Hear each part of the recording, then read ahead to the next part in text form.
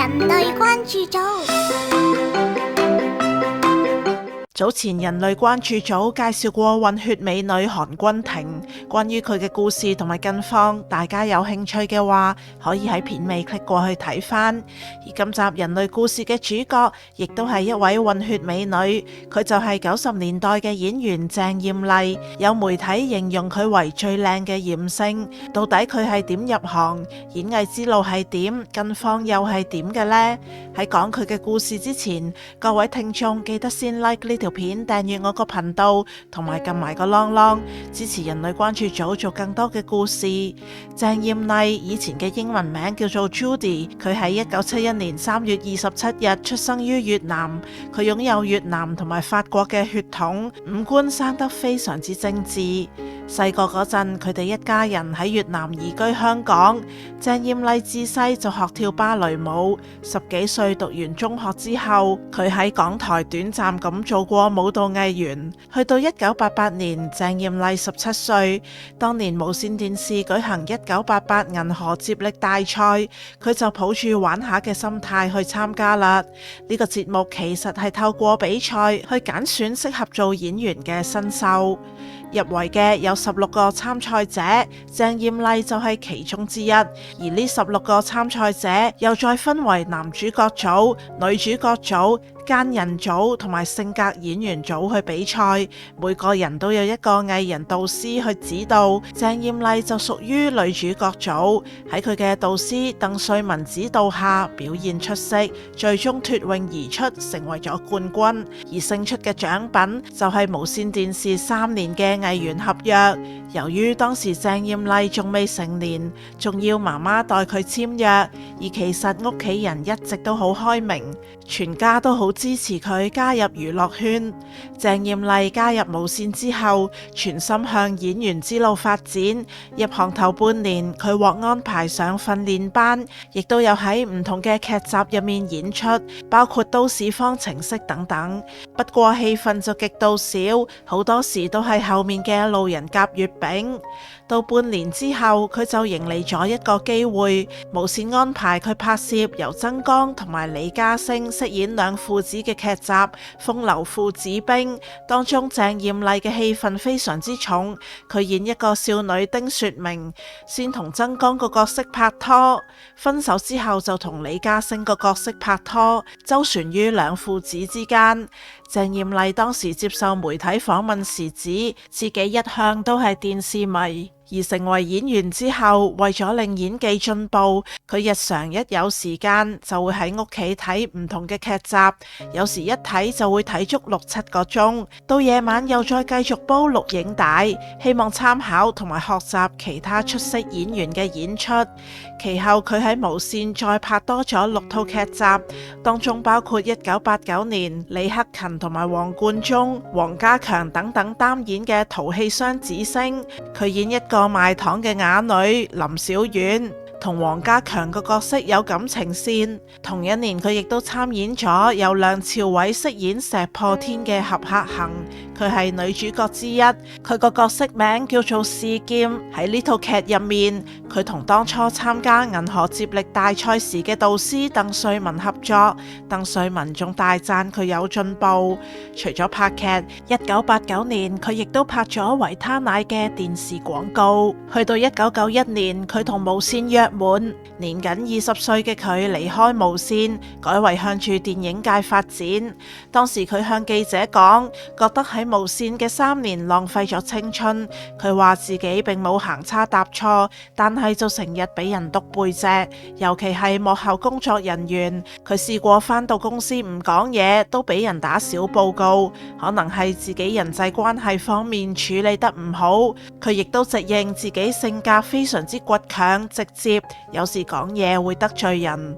同無線完約之後，佢好快簽咗一間電影公司，當時講明唔會做脫星。喺電影圈闖蕩嘅頭3年，佢拍咗6套作品，當中包括1991年嘅《天使風雲》，佢同大島由加里合作，飾演一對表姊妹。大島由加里演嘅表姐係警察，而鄭艷麗演嘅表妹就係唔小心陷入咗犯罪集團騙局嘅純真少女。去到1992年就就有《愛在明天》，佢飾演一個武小姐，同方中信嘅已婚醫生角色有一段複雜嘅感情關係。另外仲有同一年嘅恐怖片《俾鬼玩》，同埋1993年嘅《警花與流鶯》等等。踏入1994年，曾經講過唔會做脫星嘅佢，突然間一連接拍咗好幾套3級片，當中有唔少大膽嘅鏡頭。其實以前都有一啲女星會透過拍3級片去上位，打響知名度之後，就有機會接拍到大片同埋重要嘅角色。但係有人成功，亦都有人會失敗。25歲時嘅鄭艷麗喺拍咗幾套3級片之後，並冇令佢星途暢順。佢往後雖然都拍咗超過10部電影，但係都係客串或者係閒角。而每當媒體報道佢嘅新聞，都會稱佢為性感女星、艷星等等。1999年，當時媒體報道去台灣發展嘅鄭艷麗成為咗當地富商黃任中嘅契女。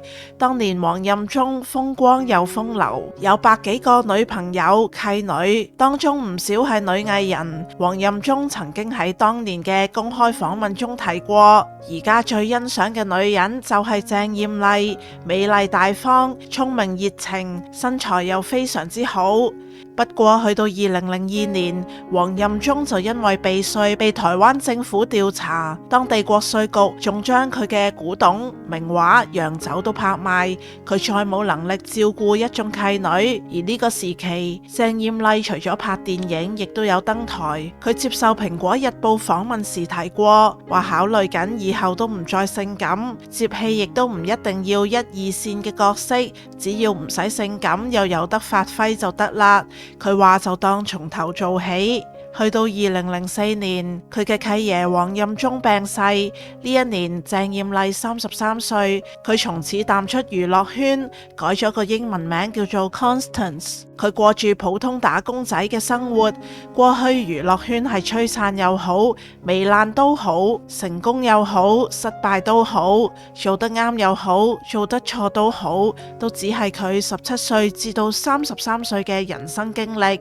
2014年43歲嘅佢喺麥當勞努力工作，做收銀，亦都打掃餐廳。根據情報嘅報導，鄭艷麗表示自己冇儲蓄，不善理財，要由月租萬幾嘅跑馬地居所搬到去秀茂坪嘅公屋居住。而去到2019年，佢喺朋友嘅幫助同埋安排之下，喺佢嘅出生地越南做飲品代理。佢成日都會飛過去，喺香港、越南兩邊走，但係唔知係咪太忙捱壞咗身體。2020年嗰陣，49歲嘅佢喺 Facebook 出 post， 提到自己患上咗厭食症。佢話佢唔係唔想食嘢嗰種，而係身體排斥，令佢吸收唔到營養，一食嘢就會唔舒服。其後一直去到2026年最近嘅 post， 都仍然見到佢不時要出入醫院。咁多年嚟，經常都有胃痛嘅問題。而因為佢嘅健康狀況，令佢返工時不時都要請病假，有時遇上老細唔接受呢個狀況，就會請佢離職。所以咁多年嚟，佢都轉過好幾份工，亦都試過同打工嘅公司發生勞資糾紛。喺呢段時期，佢亦都曾經出 post 提及自己年輕嘅時候錯過咗好多機會，而家好想好努力去揾翻一啲嘢，做好自己，想爭取一啲機會，但係奈何身體狀況並唔係咁好。而最令人心痛嘅係，一直同佢感情好好嘅媽媽喺今年3月2日病逝，令佢非常之心痛。鄭艷麗喺佢嘅 Instagram 上面寫住：我係一個演員，而家等緊機會。其實55歲嘅鄭艷麗仍然係好標緻，不過而家最重要嘅就係養翻好自己嘅身體同埋心情，期望佢可以早日康復。其實做人嘅嘢，有時真係會難免回望過去，有時有一啲嘢會令我哋後悔，懷疑當初自己係唔係做錯咗。但係好多嘢都冇得翻轉頭，就算有時光機俾你翻到去以前，當時嘅性格、當時嘅處境，可能到頭嚟嘅選擇亦都係會一樣。做人最緊要都係向前望，努力目前，照顧好自己嘅身心，咁樣好嘅生活就自然會嚟㗎喇。今日嘅人類故事就分享到呢度，唔知大家有咩感想，歡迎留言分享。另外記得 like、subscribe 撳埋個啷啷，分享俾所有中意聽人類故事嘅朋友，亦都可以考慮以 Super Fans 支持人類關注組做更多嘅故事。我哋下集再見。